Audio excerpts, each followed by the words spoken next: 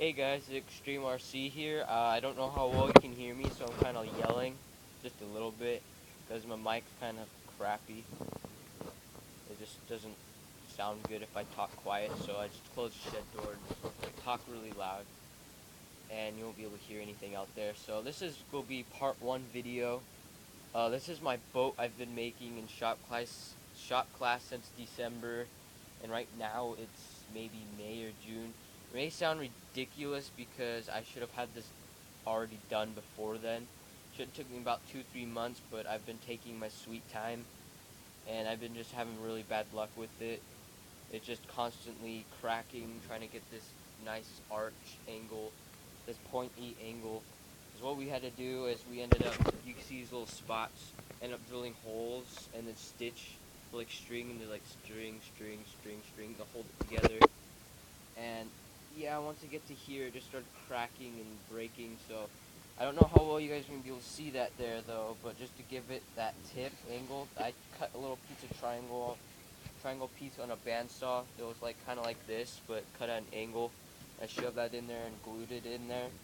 I mixed some glue and some sawdust, and I kind of sticked it in there. And these pieces right here were to cover up some of the cracks to reinforce it. I could care less though what it looks like in the inside, but the outside's not what outside's what mainly matters. And so I got that, and that took me forever. And another thing is this. I don't know how well you guys can see that, but right here, right off the bat, this is completely crooked. Now this was a pain. I can't even get it to go straight anymore because it's just wood glue. Wood glue is really hard to work on. I only been able to straighten it out once, but once it was drying, it kind of sagged back into place. But I put it in there and I let it dry, and it was kind of let it dry crooked, and I didn't know, so it was dried overnight. And I was at school, so I ended up having to take heat gun, melting it again, put it in there, and do the same thing. So like, whatever, I'm gonna just continue making the boat. And so now I'm gonna have that really crooked back end. So I don't know how well that's gonna perform in the water, but so far it looks really good. I ended up using a lot of putty. I kind of putty up the sides. This is actually cardboard on this side pieces from here to here. It's actually cardboard. I don't know. You can probably see that right there. Cardboard. I only use cardboard because I couldn't get the woods to bend, and it can take me like. I just got really irritated, and I stopped working on the boat for a good 2 weeks.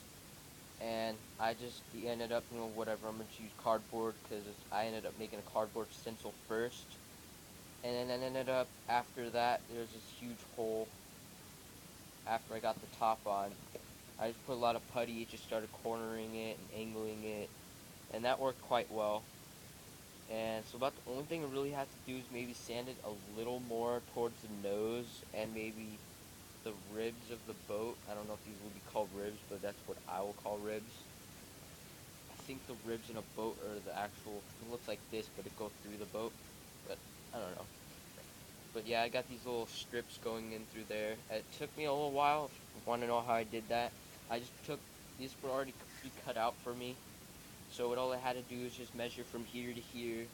See, this has a little, little putty because it was cut at a weird angle. This is perfect. This ain't. So I just had to fill it with some putty filler. And then what I did is I glued it and I used duct tape to hold it down to have that nice bend all the way through it. And it took me about a couple of days because I only get an hour in shop class in school. And when it did dry, this duct tape came undone when I wasn't at school, so I wasn't able to catch it and fix it. So I ended up having to do that for another day, fix it, and I ended up doing more sanding while it's drying.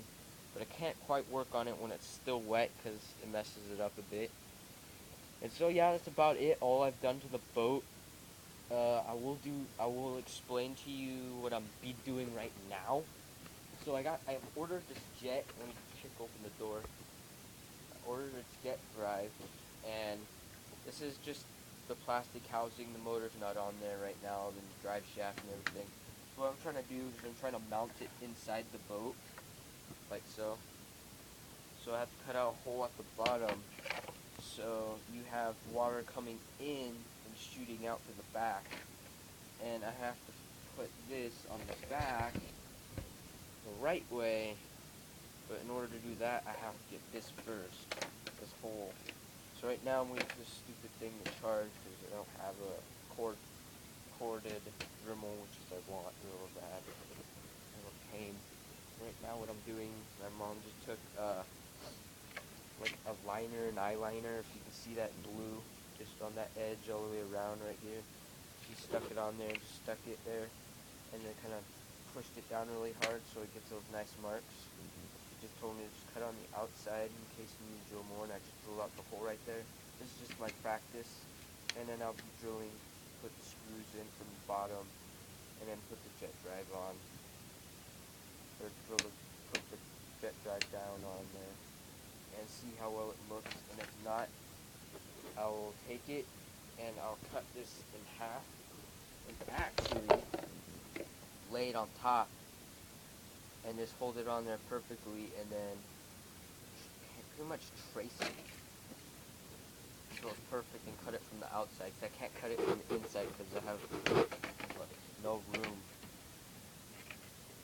No room at all to cut, and this thing's big. So yeah, so that's so far all I've done. We'll be getting brushless system in this. Once I get that, I found an ESC. It was like ESC was a 80 amp ESC. I don't remember what brand it was. I just found it on eBay. 20 bucks, so super cheap, and it's for brushless. And I was gonna get that. And on Hobby Parts, they have a motor cooled, like from the core cooled motor. I want to get that, and I could get that. So I would have bought it on Memorial Day or on Memorial Day weekend. I could have had it for 25 bucks. It was originally 20, 30, or 40 bucks. So now I might have to pay more depending on if the steel is still around. And I had to modify it up a little bit, kind of get it sand. You can see kind of a rough spots right in there. Just a bit. You can kind of see it. You take it out the sun. I don't know how you're going to see that, because I can't see it, but you can see a little bit of rubs from the sanding, because this prop is just rubbing. And I sanded up the prop too, because the prop was kind of grinding against it, made this loud, really loud. It was just, you could just definitely tell it was rubbing. It was just extra plastic. So while I'm waiting for the Dremel, I figured I'll just do a video and post it on YouTube right away. And then once I get electronics and stuff, I did an unboxing video on the jet drive if you guys want to see it, like all disassembled. I got this jet drive on eBay for maybe $22 and some change, whatever, free shipping. Got it, and it comes with motor and everything all assembled. You can watch that video. Yeah, please comment, subscribe, and stay tuned for part 2 when I get those electronics. Alright, see you guys next time.